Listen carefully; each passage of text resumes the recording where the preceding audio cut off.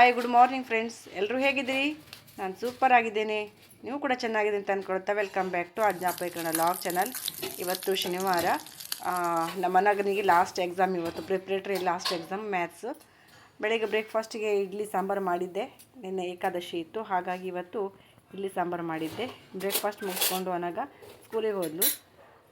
ನಾನೀಗ ಅಡುಗೆ ಕೆಲಸ ಸ್ಟಾರ್ಟ್ ಮಾಡ್ತಾ ಇದ್ದೇನೆ. ಬೆಳಿಗ್ಗೆ ಅಂಗಳ ಕಸ ಗುಡಿಸಿ, ಒಳಗೆಲ್ಲ ಕಸ ಗುಡಿಸಿ ಎಲ್ಲ ಆಯಿತು. ಈಗ ಅಡುಗೆ ಮನೆಗೆ ಬಂದು ಅಡುಗೆ ಕೆಲಸ ಮಾಡೋದು. ಸಿಂಪಲ್ಲಾಗಿ ಇವತ್ತು ಅಡುಗೆ ಕೆಲಸ ಮಾಡಿಕೊಡ್ತೇನೆ, ಯಾಕಂತ ಹೇಳ್ತೇನೆ. ಶಿರ್ಸಿ ಜಾತ್ರೆ ಸ್ಟಾರ್ಟಾಗಿ 5ನೇ ದಿನ ಇವತ್ತಿಗೆ. ಹಾಗಾಗಿ ಇವತ್ತು ನಾವು ಶಿರ್ಸಿಗೆ ಹೋಗ್ತಾ ಇದ್ದೇವೆ. ಯಾರ್ಯಾರೆಲ್ಲ ಹೋಗ್ತೇವೆ ಅಂತ ಹೇಳಿ ನಿಮ್ಗೆ ವಿಡಿಯೋದಲ್ಲಿ ನಾನು ಶೇರ್ ಮಾಡ್ತೇನೆ. ಇವತ್ತು ಸೌತೆಕಾಯಿ ಗೊಜ್ಜು ಮಾಡೋಣ ಅಂತ ಹೇಳಿ ನೋಡಿ. ಸೌತೆಕಾಯಿ ಗೊಜ್ಜಿಗೆ ಕಾಯಿ ತುರಿ, ಹಸಿಮೆಣಸು ಸ್ವಲ್ಪ ಫ್ರೈ ಮಾಡ್ಕೊಂಡು, ಹಸಿಮೆಣಸು, ಸ್ವಲ್ಪ ಹುಣಸೆಹಣ್ಣು, ಆಮೇಲೆ ಉಪ್ಪು ಇಷ್ಟನ್ನು ಹಾಕಿ ರುಬ್ಕೊಳ್ಳೋದು. ತುಂಬ ದಿನ ಆಗಿತ್ತು ಸೌತೆಕಾಯಿ ಗೊಜ್ಜು ಮಾಡ್ದೇನೆ. ಕೋಸಂಬರಿ ಮಾಡೋದು ತುಂಬ ದಿನ ಆಗಿತ್ತು. ನಮ್ಮ ಮನೆಗೆ ಇವತ್ತು ಬೆಳಿಗ್ಗೆನೇ ಸ್ಕೂಲಿಗೆ ಹೋಗ್ಬೇಕಿದ್ದು ಹೇಳಿ ತುಂಬ ಇಷ್ಟವಾದ ರೆಸಿಪಿ ಅವಳದು. ಖಾರ ಸ್ವಲ್ಪ ಕಡಿಮೆ ಆಗಿತ್ತಂತ ಇನ್ನೊಂದು ಮೆಣಸಿನ್ಕಾಯಿ ಹಾಕಿದೆ.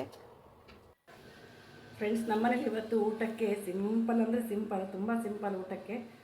ವೈಟ್ ರೈಸು, ಆಮೇಲೆ ಕಲಿಸ್ಕೊಳ್ಳಿಕ್ಕೆ ಅನ್ನೋದ ಜೊತೆ ಬೆಳಿಗ್ಗೆ ಇಡ್ಲಿ ಸಾಂಬಾರು ಮಾಡಿದ್ನಲ್ವ ಅದೇ, ಮತ್ತೇನು ಮಾಡ್ತಾಯಿಲ್ಲ. ಸಾಂಬಾರಿಗೆ ಸ್ವಲ್ಪ ಹೆಚ್ಚಿಗೆ ಮಾಡಿದ್ದೆ.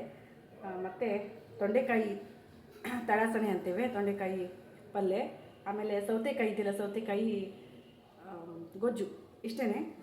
ಯಾಕಂದರೆ ಇವತ್ತು ಬೇಗ ಕೆಲಸ ಮುಗಿಸ್ಕೊಳ್ಬೇಕು. ಇವತ್ತು ನಮ್ಮ ಅನಗಂಗೆ ಲಾಸ್ಟ್ ಎಕ್ಸಾಮ್, ಪ್ರಿಪ್ರೇಟರಿ ಎಕ್ಸಾಮಲ್ಲಿ ಲಾಸ್ಟ್ ಎಕ್ಸಾಮ್ ಇವತ್ತು ಮ್ಯಾಥ್ಸು. ಅವಳು ಸ್ಕೂಲಿಗೆ ಹೋಗಿದ್ದಾಳೆ, ಹಾಫ್ ಡೇ ಅಲ್ವಾ ಇವತ್ತು ಶನಿವಾರ, ಹಾಗಾಗಿ ಬೇಗ ಬರ್ತಾಳೆ ಅವಳು.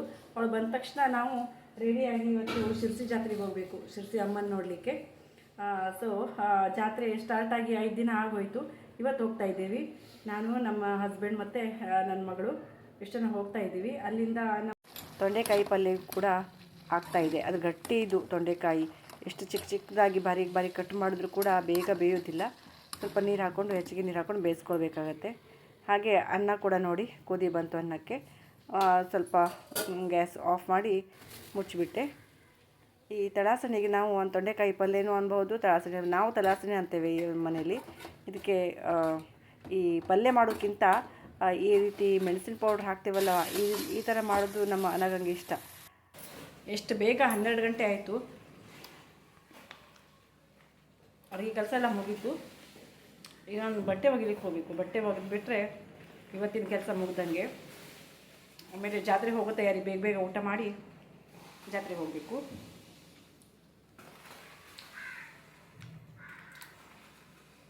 ಸಿಂಪಲ್ಲಾಗಿ ಇವತ್ತು ನಮ್ಮನ್ನು ಊಟಕ್ಕೆ ಅನ್ನ, ಸಾಂಬಾರು, ಮಜ್ಜಿಗೆ ಮೆಣಸು, ಸೌತೆಕಾಯಿ ಗೊಜ್ಜು, ತೊಂಡೆಕಾಯಿ ಪಲ್ಯ, ಮಜ್ಜಿಗೆಗೆ ಇವತ್ತು ಒಗ್ಗರಣೆ ಹಾಕಿದ್ದೆ.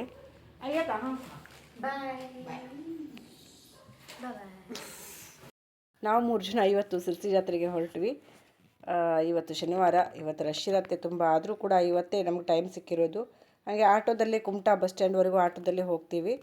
ಅಲ್ಲಿಂದ ಬಸ್ ಹಿಡಿದು ಮುಂದೆ ಹೋಗೋದು.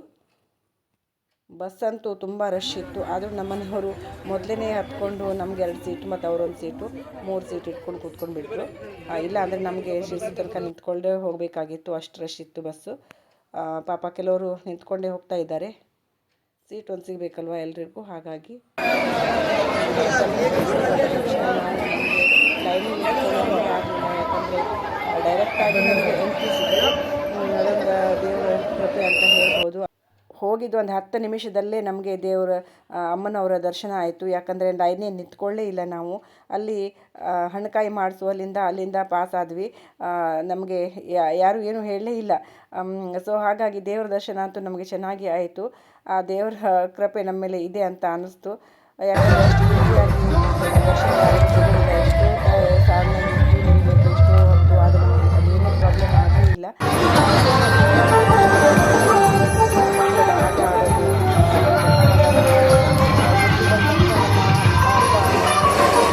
ಕೃಷ್ಣ ನೋಡಿ, ನಮ್ಮ ಕೃಷ್ಣ ಅಂತೂ ತುಂಬ ಉತ್ಸಾಹದಲ್ಲಿ ಆಟನ ಆಡ್ತಾ ಇದ್ದಾನೆ. ಅದ್ರ ಮೇಲೆ ಹತ್ತೋದು ಇದ್ರ ಮೇಲೆ ಹತ್ತೋದು ಅಂದರೆ ಅವನು ಎಷ್ಟು ಚಡಪಡಿಸಿದ್ನ ಅಂದರೆ ಅಲ್ಲಿ ಹತ್ತಬೇಕು ಇಲ್ಲಿ ಹತ್ತಬೇಕು ಅಂತ ಅಂತೂ ಹತ್ಕೊಂಡು ಕೂತ್ಕೊಂಡ್ಬಿಟ್ಟ. ಮಕ್ಕಳೆಲ್ಲ ಎಷ್ಟು ಚೆನ್ನಾಗಿ ಕೂತ್ಕೊಂಡು ಆಟ ಆಡ್ತಾ ಇದ್ದಾರೆ. ಖುಷಿ ಅಲ್ವಾ? ಮಕ್ಕಳಿಗೆ ಚಿಕ್ಕವರಿದ್ದಾಗ ಇದರಲ್ಲೆಲ್ಲ ಕೂತ್ಕೊಳ್ಳೋದು ತುಂಬ ಇಷ್ಟ ಆಗುತ್ತೆ ಅವರಿಗೆ.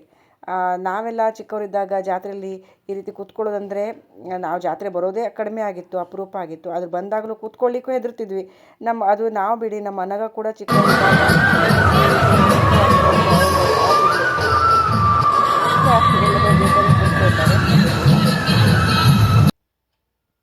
ನೋಡಿ ಎಷ್ಟು ಚೆನ್ನಾಗಿ ಕಾಣಿಸುತ್ತೆ ಜಾತ್ರೆ ಮಾತ್ರ ಯಾರಿಗೂ ಬೇಜಾರು ಅನಿಸೋದಿಲ್ವ ಅಲ್ಲ.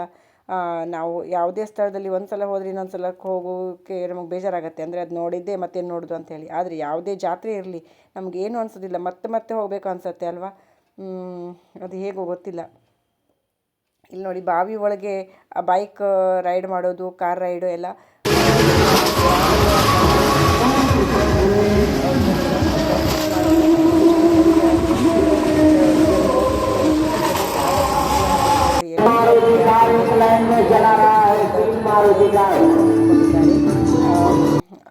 ನೋಡಿ ಕಾರು 4 ಕಾರು ಮತ್ತು 4 ಬೈಕು ಈ ರೀತಿ ಓಡಿಸ್ತಾರೆ. ಅಲ್ಲಿ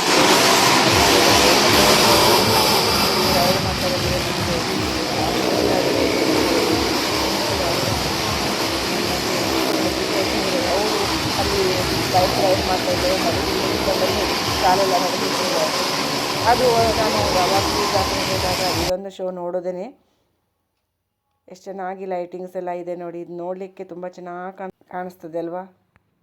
ಶನಿವಾರ ಅಂತೂ ದೇವರೇ ಎಷ್ಟು ರಶ್ ಅಂದರೆ ವೀಕೆಂಡ್ ಅಲ್ವಾ, ಎಲ್ಲರೂ ಬರ್ತಾರೆ. ಅಂದರೆ ನಾಳೆ ರೆಸ್ಟ್ ತೊಗೊಳ್ಬೋದು ರವಿವಾರ ಅಂಥೇಳಿ. ರಾತ್ರಿನೋ ಹಗಲು ಅಂತ ಗೊತ್ತಾಗೋದಿಲ್ಲ, ಅಷ್ಟು ಜನ, ತುಂಬ ಜನ ಅಂದರೆ ತುಂಬ ಜನ ಇದ್ದರು. ಅಲ್ಲಿ ನಮ್ಮ ಅಣ್ಣಗನ ಕ್ಲಾಸ್ಮೇಟ್ ತಪಸ್ಸೆ ಅಂಥೇಳಿ ಅವಳು ಕೂಡ ಸಿಕ್ಕಿದ್ಲು ಅವಳಿಗೆ. ಅವರಿಬ್ಬರು ಸೇರಿಕೊಂಡು ಈ ನೋಡಿ ಇದು ಬ್ರೇಕ್ ಡ್ಯಾನ್ಸ್ ಅಂತೆ, ಇದರಲ್ಲಿ ಕೂತ್ಕೊಂಡ್ರು. ದೇವರೇ, ನನಗಂತೂ ಎಷ್ಟು ಭಯ ಅಂದರೆ ಇದ್ರ ಮೇಲೆ ಕೂತ್ಕೊಳ್ಳೋದು. ನಾವು ಒಂದು ಸಲ ಕೂತ್ಕೊಂಡಿದ್ದೆ, ಆವಾಗಲೇ ನಾನು ಡಿಸೈಡ್ ಮಾಡಿದೆ ಇನ್ಯಾವಾಗಲೂ ಈ ಥರ ಕೂತ್ಕೊಳ್ಬಾರ್ದು ಅಂತ. ನನಗೆ ಅಷ್ಟು ಹೆದರಿಕೆ ಆಗುತ್ತೆ ಇದರಲ್ಲೆಲ್ಲ ಕೂತ್ಕೊಳ್ಳೋದಂದರೆ. ಆದರೆ ನಮ್ಮ ಅನಗ ಮತ್ತು ತಪಸ್ಯ ಇದ್ರ ಮೇಲೆ ಕೂತ್ಕೊಂಡು ಬರೋ ತನಕ ಅವಳಿಗೆ ಬಲಿನೇ ಬಿದ್ದೋಗಿತ್ತು. ನಮ್ಮ ಅನಗಂತ ನಮ್ಮ ಕೃಷ್ಣ ನೋಡಿ ಇನ್ನೊಮ್ಮೆ ಕೂತ್ಕೊಂಡ. ಅವನಿಗೆ ಎಷ್ಟು ಸಲ ಕೂತ್ಕೊಂಡ್ರೂ ಸಾಕೇ ಆಗೋದಿಲ್ಲ. ಹಾಗೆ ಇಲ್ಲೊಂದು ಸ್ವಲ್ಪ ನಿಂತ್ಕೊಂಡು ನಮ್ಮ ಮನೆಯವ್ರಿಗೆ ಇಷ್ಟ ಇಲ್ಲ, ಆದರೂ ಕೂಡ ವಿಡಿಯೋಸ್ ಎಲ್ಲ ಮಾಡಿದೆ, ಫೋಟೋ ಎಲ್ಲ ತೆಗೆದೆ. ಅವರು ವಿಡಿಯೋ ಮಾಡಿಬಿಡ ಅಂತ ಹೇಳ್ತಾ ಇದ್ದರು ಕೂಡ, ಆದರೂ ಕೂಡ ನಾನು ವಿಡಿಯೋನ ಸ್ವಲ್ಪ ಮಾಡಿಕೊಂಡೆ, ನಿಮ್ಮ ಜೊತೆ ಶೇರ್ ಮಾಡ್ಕೊಳ್ಳೋಣ ಅಂತ ಹೇಳಿ. ಅಂತೂ ಶಿರ್ಸಿ ಜಾತ್ರೆ ತುಂಬ ಚೆನ್ನಾಗಿ ಆಯಿತು. ಅಲ್ಲೇ ಬೆಣ್ಣೆ ದೋಸೆ, ಗೋಬಿ ಮಂಚೂರಿ, ಐಸ್ ಕ್ರೀಮ್ ಎಲ್ಲ ತಿಂದ್ವಿ. ಅಲ್ಲೆಲ್ಲ ವಿಡಿಯೋ ಮಾಡಲಿಕ್ಕಾಗಿಲ್ಲ. ನಮ್ಮನೆಯವರಂತೂ ಮೊಬೈಲ್ ತೆಗಿಲಿಕ್ಕೆ ಕೊಡೋದಿಲ್ಲ, ಅದೆಲ್ಲ ವಿಡಿಯೋ ಮಾಡಬೇಡ ಅಂಥೇಳಿ. ಆದರೂ ಕೂಡ ನಾನು ಸ್ವಲ್ಪ ಅಲ್ಲಿ ಗ್ಯಾಪ್ ಸಿಕ್ತಲ್ಲಿ ವಿಡಿಯೋ ಮಾಡಿಕೊಂಡೆ. ತುಂಬ ಚೆನ್ನಾಗಾಯಿತು ನೋಡಿ, ಎಷ್ಟು ಚೆನ್ನಾಗಿ ಕಾಣಿಸುತ್ತೆ ಅಲ್ವಾ ಜಾತ್ರೆ. ಜಾತ್ರೆ ಅಂತೂ ತುಂಬ ದೊಡ್ಡ ಜಾತ್ರೆ ಇದು. ಎಲ್ಲೆಲ್ಲಿಂದಲೂ ಬರ್ತಾರೆ, ಎಷ್ಟು ಜನ ಬರ್ತಾರೆ ಅಂದರೆ ಪ್ರತಿ ವರ್ಷ ಬರೋರಂತೂ ಅದನ್ನ ತಪ್ಪಿಸೋದೇ ಇಲ್ಲ ಈ ಜಾತ್ರೆಗೆ ಬರೋದು. ಹಾಗಾಗಿ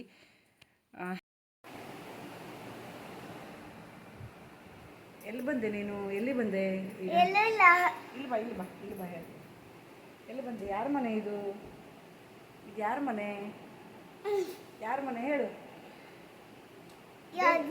ಹೌದು, ನಮ್ಮನೆ.